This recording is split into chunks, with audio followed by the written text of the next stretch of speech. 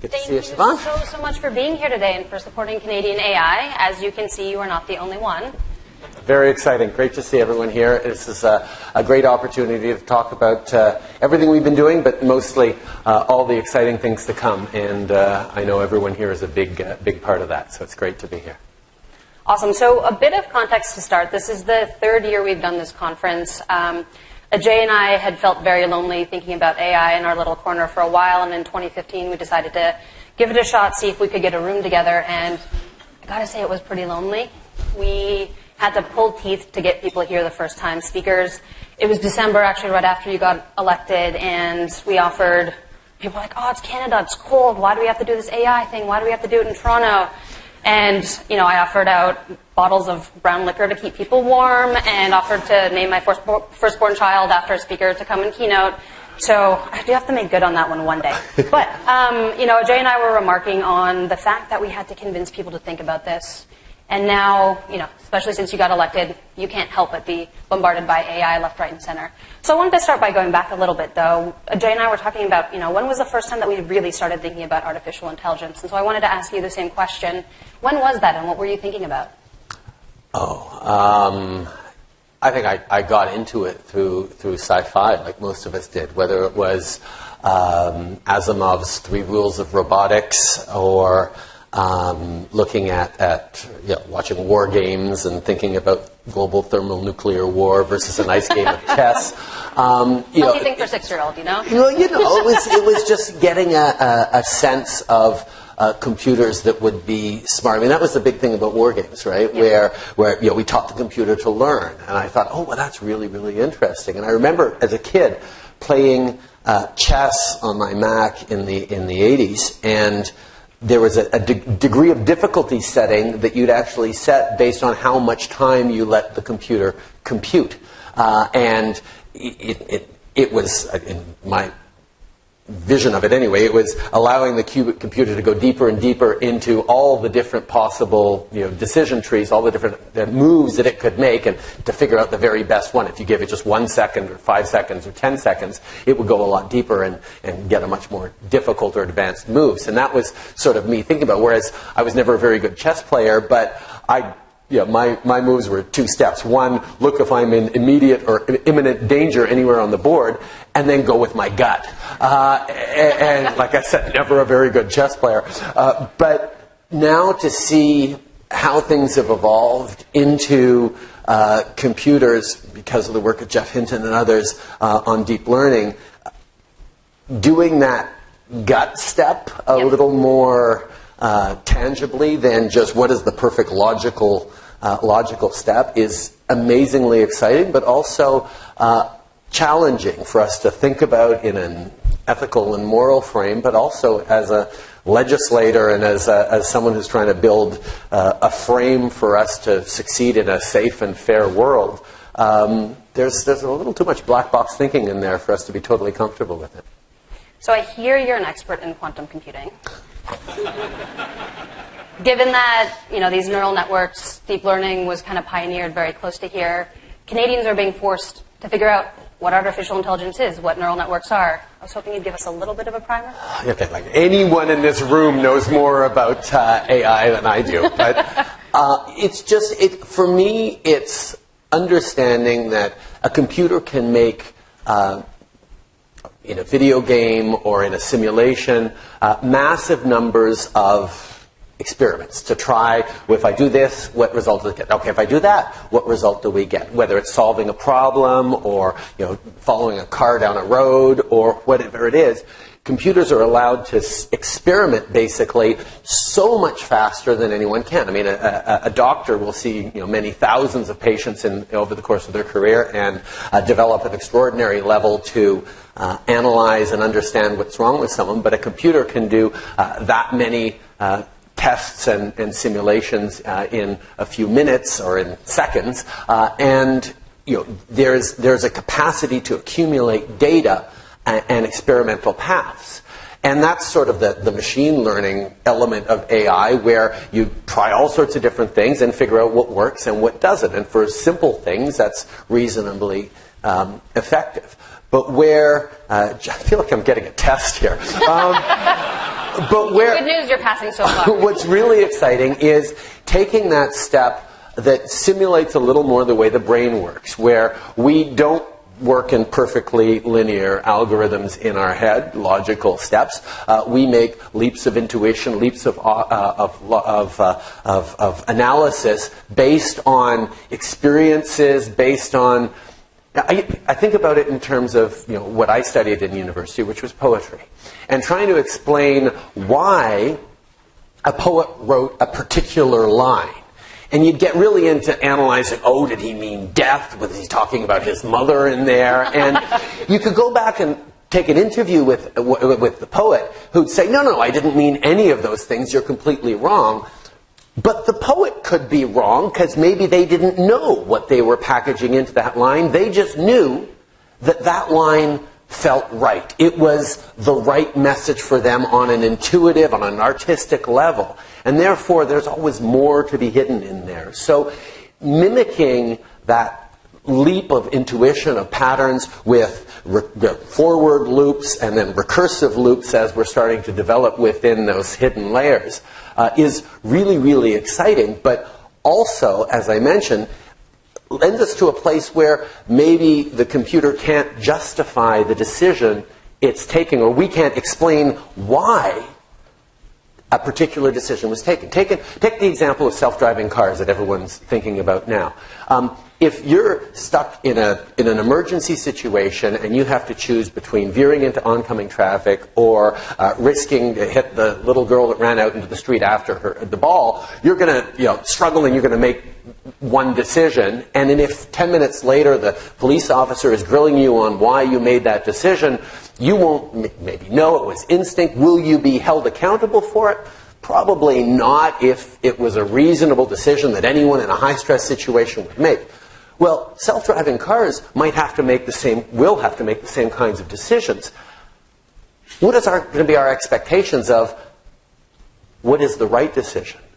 And how accountable are they for the right decision? And how did they come to that right decision? Can we check every step of the program to see that they came to the right decision? Can we charge the programmer, or can we charge the coder that missed out a line of code?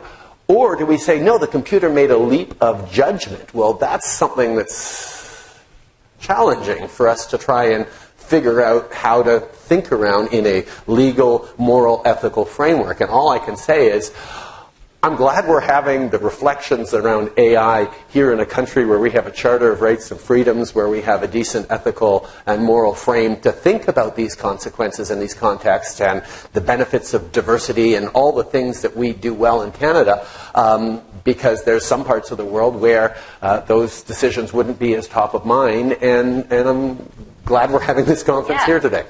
So do you think AI will ever be a poet?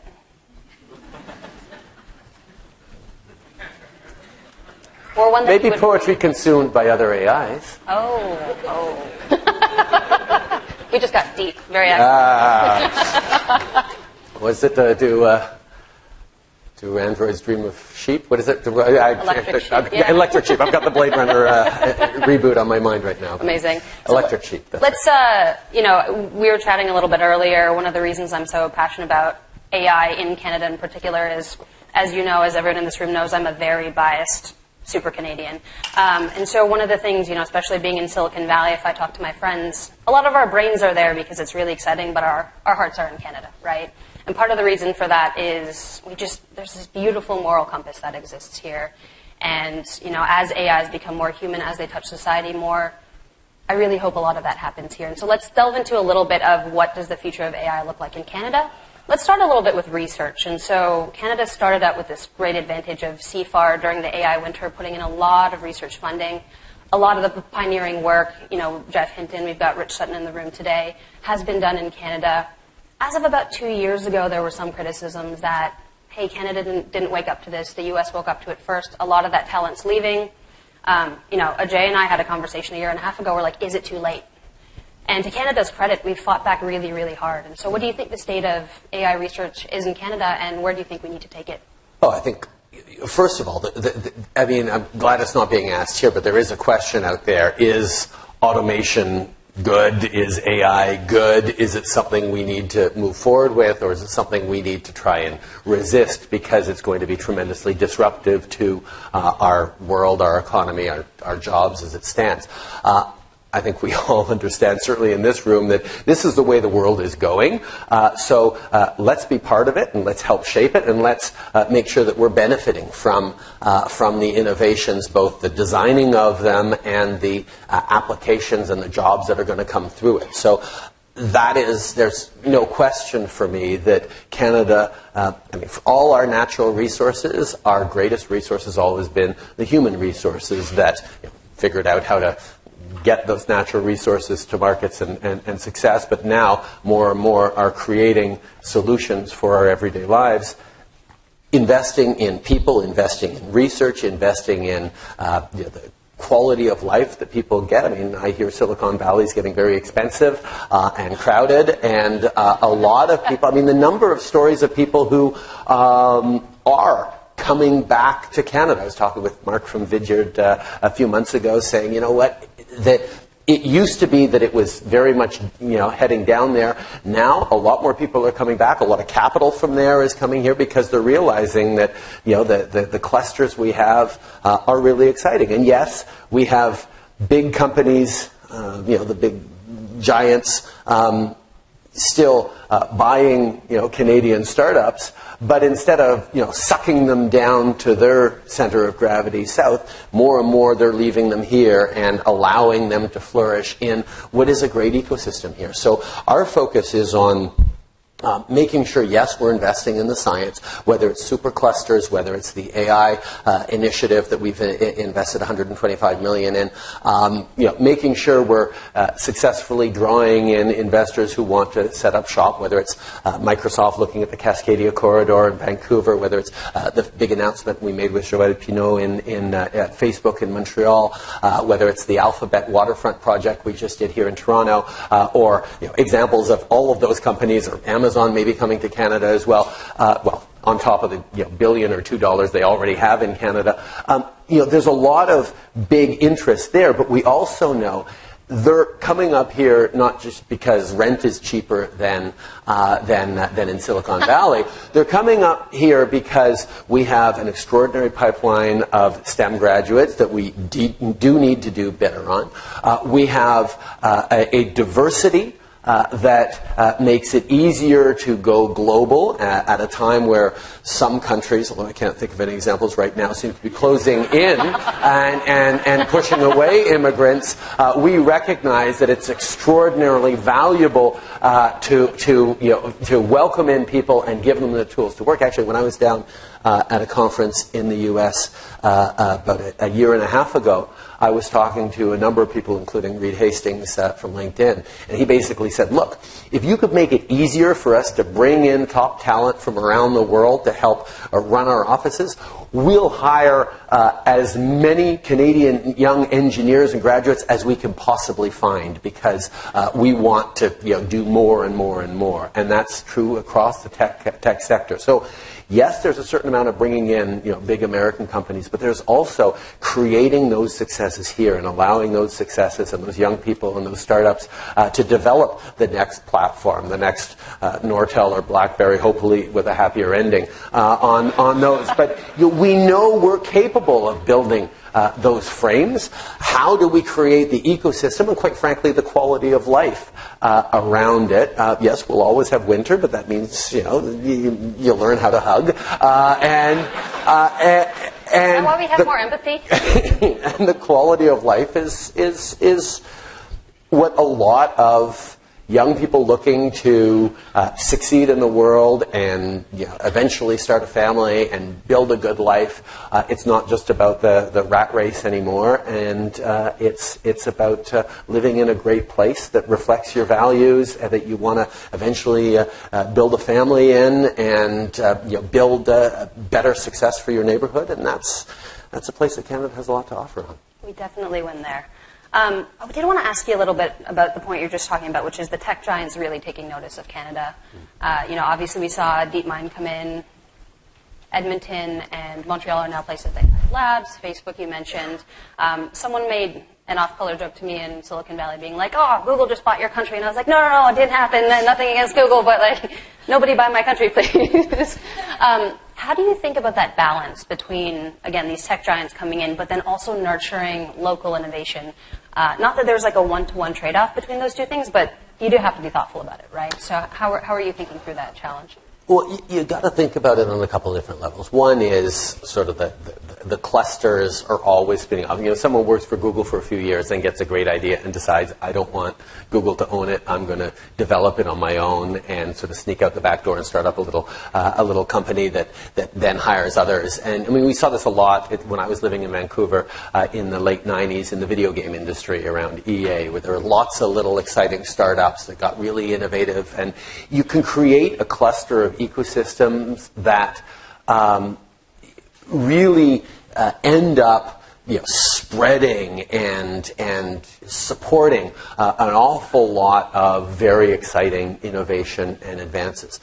At the same time, the number of top folks for multinationals, whether it's in the tech world or elsewhere, who I've met I came up, sent up from the head office here to Montreal, and I'm staying. I started my family here, and we're now Canadian, and we're going to stay here for the rest of our lives. It's this idea that if people have a choice, they'd rather live in a place that is nice and accepting and where diversity is celebrated, where they reflect their values in a way that works. And it's not always about how do we, absolutely maximize the economic benefits, because what we're seeing now is the quality of life benefits combined with very, very strong economic outcomes is something that people are totally looking at. So I'm very aware that we don't want... one of the challenges that Canada's always had was for many, many years through the 20th century, the big American companies with whom we were so closely integrated in so many ways would see Canada as a bit of a branch economy. So they'd have offices and things there, but they wouldn't do as much R&D. They wouldn't really create the high value propositions. It was just sort of an extension or a satellite. And what we need to get away from is the idea that, it's just another market the size of California.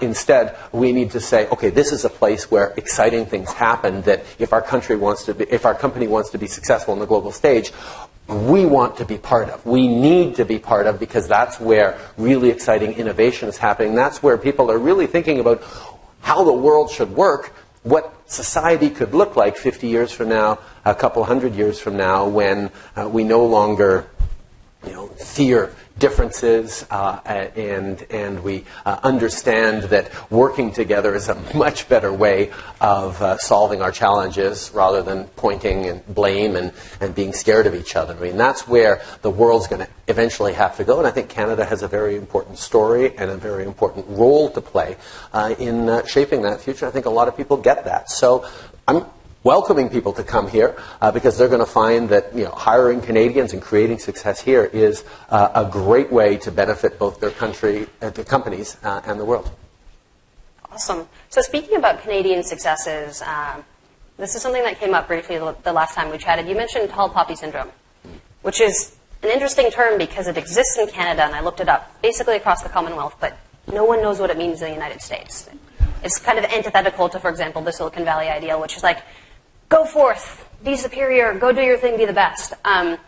When we think about AI, there's actually a new market dynamic that comes up, which is we're seeing winner-take-all type environments, right? And it's because once you have the data, you create the product, you deliver that product to the customers, those customers deliver valuable data back, your algorithms get better. It's this vicious or virtuous cycle, depending on how you want to categorize it. Yeah, I'm busy reading Scott Galloway's The Four right now, which is, if anyone's read it, it's the story of how Amazon, Apple, Facebook, and Google have become the extraordinary dominant companies they are. And right. I keep saying countries. It's a little bit Freudian. That might have been a Freudian slip, yeah. Yeah, exactly. Everyone knows what a Freudian slip is. It's when you say one thing, but you mean your mother. Okay. It's better than my usual dad jokes, so that'll do. Wonderful. I need a minute after that. That was great. And so, one of the things that we're going to have to do is figure out how to double down on the things that even show just a spark of, again, potentially being one of those next big four, and we're going to have to do it quickly. And that's going to be an interesting challenge for government, because government historically has been very evenly distributed to all the people, and we're entering an era where there will be massive economic prosperity by the winners in AI, but energy into them is very asymmetric. So, well, that's why we've put such an emphasis in our government on growth for the middle class and trying to figure out how to make sure that the rising tide lifts all boats. And that's the real challenge. I mean, we have an economy now that rewards superstars with outsized payouts, and everyone else sort of is left out of the benefits of the extraordinary innovations that happen. And the fact is that's simply not sustainable. That's going to lead to angst, anxiety, jealousy, anger, class divisions, the pitchforks are coming, all those kinds of things that we know is simply not good for us as communities, as society, as a world. So what we're focused on in Canada is saying, okay, the deal was we'd create growth, and growth would be good for everyone. But there's a whole bunch of people who've said, wow, growth, offshoring, automation, robots, productivity gains, efficiencies, hasn't been good for me, hasn't been good for my family, is not going to create jobs for my kids and their future. And they're starting to want to pull their support away from a growth agenda. So we've been trying really hard over the past 2 years to try and reset that a bit. Despite what a lot of classic economists were telling us, we said, no, if we start putting more money directly into the pockets of the middle class, if we raise taxes on the wealthiest 1%, lower them on the middle class, if we support small businesses by lowering small business taxes, but we make sure that it's not a way for the wealthiest to pay less taxes. We do all these sorts of things that a lot of people are disagreeing with. We're going to create economic growth and confidence in society that will itself reassure people about the direction we're on. Because that element of confidence in the future is one of the best predictors of whether a society is going to make drastic decisions in the wrong direction that are not maybe as productive as they'd like it to be, being thoughtful about how I phrase this. But we need to have people realize that, yes, we're facing challenges, but if we work together, we can solve them in a way that everyone will benefit from. And that narrative, while less attractive perhaps than the competitive survival of the fittest Darwinian environment that the pressure cooker of Silicon Valley sometimes creates, I truly believe, and I think Canadians believe, that it would not be sustainable to be exacerbating that inequity and exacerbating the haves, the have-nots, the have-yachts, and instead make sure that there is a path towards success for everyone. And that means investing in better education, more coding for elementary school students, better STEM programs for high school and university students, more skills and training opportunities for someone who's mid-career in their mid-40s and looking at the fact that perhaps they're going to be replaced by automation in the next 10 years and they won't be able to have a good job to bring them towards retirement unless they do go back to school and get a little more training and become more powerful users of the technology that surrounds us. Those kinds of things, I think, are going to determine how and, quite frankly, whether we are successful as a civilization in the coming decades. We're going to live up to that one, right? We're doing it together. Well, I wanted to thank you so much. All of Canadian AI thanks you for being here today. It's clearly going to be the most important technology that humanity has ever created. We need to make responsible decisions. Fire was pretty good, but okay. we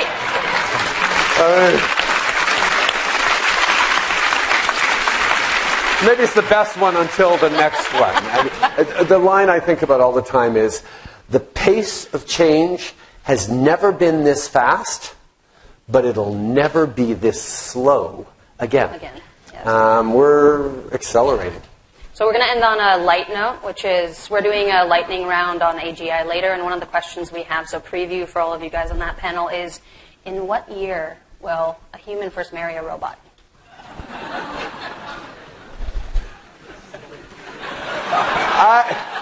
You know what? I have a suspicion it happened somewhere in Asia already. Well, thank you so much, Prime Minister.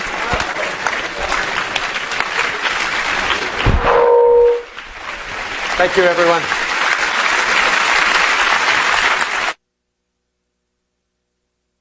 Of course. Here, come on up. Your mic's not on. Can you hear me now? Perfect. Okay, we wanted to take, on behalf of the conference, thank you so much for being here. We wanted to give you a true tech startup style thank you by giving you a hoodie. Excellent. Your nerd passport, if you will, and also a pair of Creative Destruction Lab socks to add to your collection. Just looking at those. Thank you so much. Thank you very much.